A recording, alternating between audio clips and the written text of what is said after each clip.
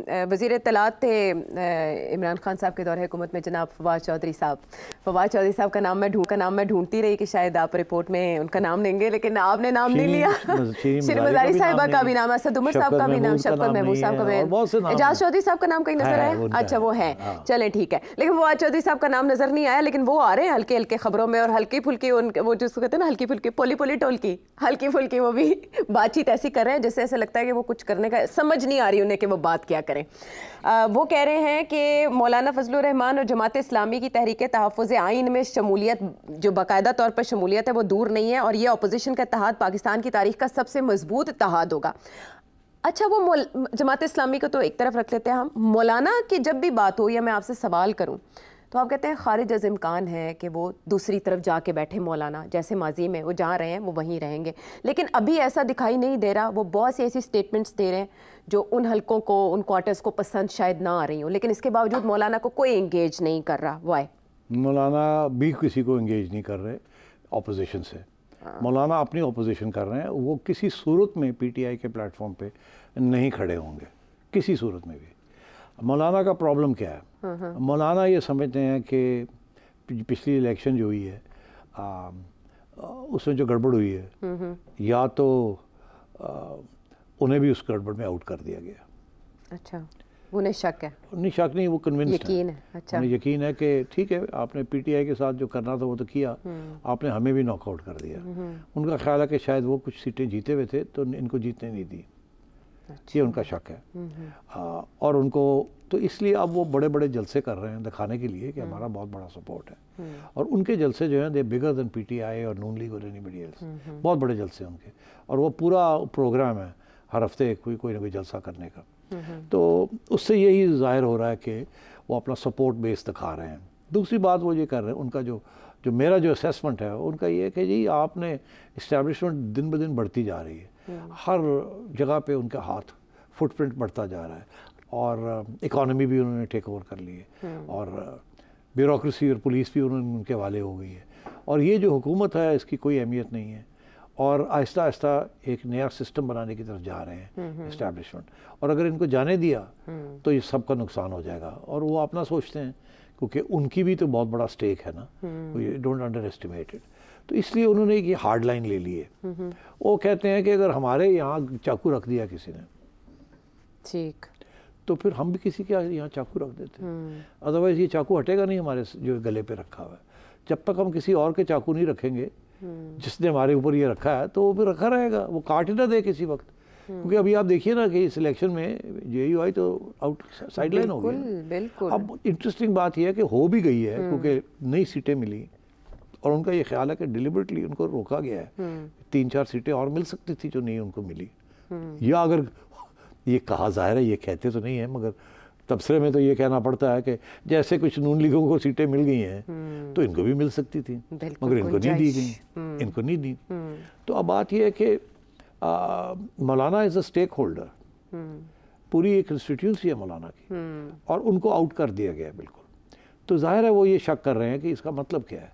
नून league को तो accommodate कर लिया, पीपल्स पार्टी को अकोमोडेट कर लिया, तो इनको क्यों नहीं अकोमोडेट किया? पीडीएम इन्होंने तो नहीं था इनको अकोमोडेट करना। पीडीएम और सारी कैंपेन उन्होंने वो लीड की, और पीडीएम वालों ने भी इनके लिए कोई लड़ाई नहीं की कि इनको भी हमने इंक्लूड कर, कोई भी नहीं उनसे। तो वो कहते हैं इसका ये मतलब है कि इसमें पीडीएम का और नून लीग का और पीपल्स पार्टी का हाथ नहीं है, ये किसी और का हाथ है जो कहते हैं इनको नहीं लेना आपने।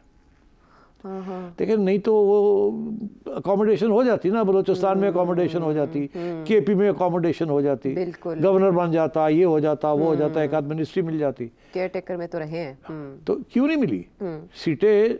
एडवाइजर भी बनते हैं। अभी राणा सनारा साहब को अकोमोडेट कर दिया गया है, और लोगों को अकोमोडेट कर दिया गया है, special assistant with the rank of minister. Maulana national assembly में बैठे हैं ना, तो मतलब है कि अकोमोडेशन तो हो सकती थी।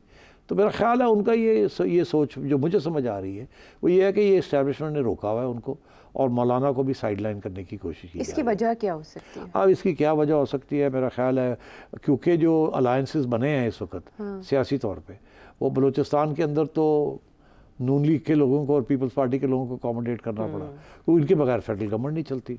तो वहाँ वो जो लोग हैं लोकल लेवल पे वो मौलाना को एक्सेप्ट नहीं करते। अगर वहाँ मौलाना को देते कुछ तो वो फिर चलता ना, लड़ाई झगड़े होते, तो उन्होंने सोचा क्लीन कट ही रखा जाए, मौलाना को भी बाहर रखा जाए, एक आध सीट दे के गंदी डालना, क्योंकि वो आके ये भी मांगेंगे ये भी मांगेंगे।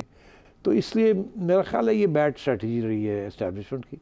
अगर अकोमोडेट कर लेते तो ज़्यादा ज़रूरत नहीं थी अकोमोडेशन की, 2-3 मिनिस्ट्रीज मिल जाती, तो मेरा ख्याल है कि ये इतनी लड़ाई घाटे का सौदा नहीं था, अगर कर ले तो हाँ, राजी रह जाते। और ये मेरा ख्याल है मौलाना ये समझते हैं कि ये पीपल्स पार्टी या नून लीग तो अपनी जगह पे, जाहिर है वो तो यही चाहेंगे सबसे ज़्यादा सीटें हमें मिलें, हम सबसे ज़्यादा ओहदे हमें मिलें।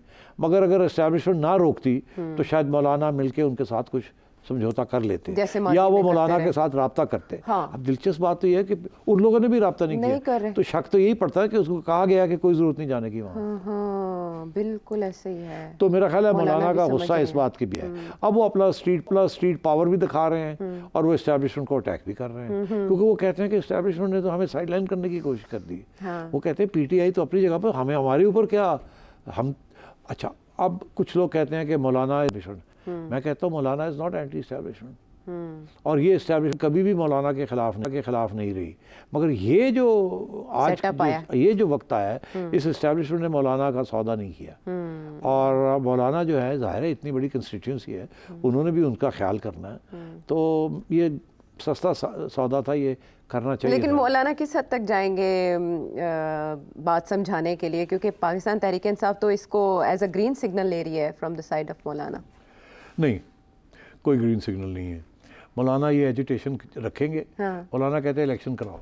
अब आप सोचें कैसे इलेक्शन हो सकती है? इलेक्शन करवाएंगे तो उसमें पीटीआई जीत जाएगी, नून लीग हार जाएगी, पीपल्स पार्टी हार जाएगी इन इलाकों में, अपने इलाके में पीपल्स पार्टी जीत जाएगी, नून लीग उड़ जाएगी और मौलाना को कुछ नहीं मिलना, फिर कुछ नहीं मिलना। तो फिर इसलिए ये जो डिमांड है ना इलेक्शन कराना, ये प्रेशर टैक्टिक है, राइट, ऑन द एस्टैब्लिशमेंट। लेकिन इन्हें एंगेज तो करना पड़ेगा किसी और यही मैं समझता हूँ कि सस्ता सौदा था, ये कर लेते तो बेहतर था। अभी भी लेट नहीं है। हाँ। और इनको करना चाहिए अगर इनका लॉन्ग टर्म है। ठीक है, क्योंकि मौलाना ये जो जलसे कर रहे हैं it's a show off strength, और मौलाना दिन ब दिन एंटी एस्टैब्लिशमेंट और भी बातें कर रहे हैं। हाँ, जो बातें कर लेंगे लेकिन पीटीआई की तरफ नहीं जाएंगे, ये आपका एनालिसिस है। 100% नहीं जाएंगे। Very right. वो अपना करें, ये अपना करेंगे, क्योंकि ये अपना प्रेशर डाल रहे हैं, वो अपना।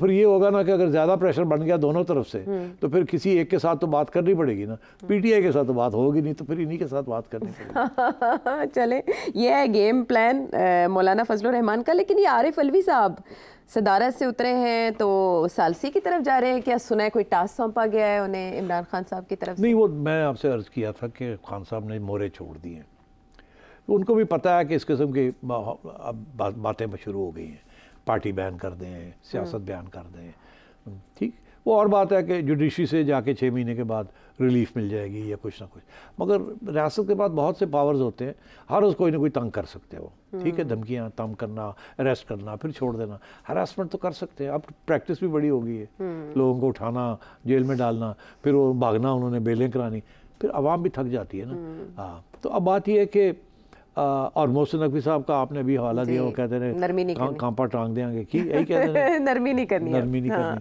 तो और चीफ ने भी यही बात कही है, यही बात कही है ना कि जी बहुत हो गया अब, ना डील ना ढील। हाँ, ना डील और इररिफ्यूटेबल एविडेंस, और छोड़ेंगे नहीं। आईएसपीआर ने भी यही कह दिया। बाय द वे, उनकी आईएसपीआर साहब ने जब मेजर जनरल साहब ने जब ये प्रेस कॉन्फ्रेंस की, तो आज की खबर ये है कि उनको लेफ्टिनेंट जनरल बना दिया गया है। जी, ऐसा ही है, ये ताज़ा खबर आई है। हाँ, तो इसका ये शो करता है ना, सिग्नलिंग है जी। वो उधर पीटीआई कह रही है महकमाना कार्रवाई करे, उन्होंने प्रेस कॉन्फ्रेंस ऐसे क्यों की? अब बात ये है कि ये दिस इज सिग्नलिंग कि यू नो जो उन्होंने बात कही है, टोटल बैकिंग है, इदारा उनके साथ, और not only that, well done. हाँ, असल में मुख्तलिफ ब्लॉगर्स कह रहे हैं ना कि भाई वो प्रेशर में की, लेकिन इदारा उनके साथ खड़ा है। कोई प्रेशर जो है वो एस्टैब्लिशमेंट के ऊपर है, मगर उन्होंने काउंटर प्रेशर डालना शुरू कर दिया। तो मैं समझता हूँ कि अभी कोई ब्रेक थ्रू की कोई गुंजाइश नहीं है, कि अभी हालात और ख़राब होंगे, अभी बेहतरी का कोई चांस नहीं। यानी पाकिस्तान तहरीक इंसाफ पर मजीद प्रेशर आ सकता है। इसके साथ मैं ले लूँ ब्रेक? ले ले, उधर ब्रेक नहीं लगनी, हम ले लेते हैं एक ब्रेक।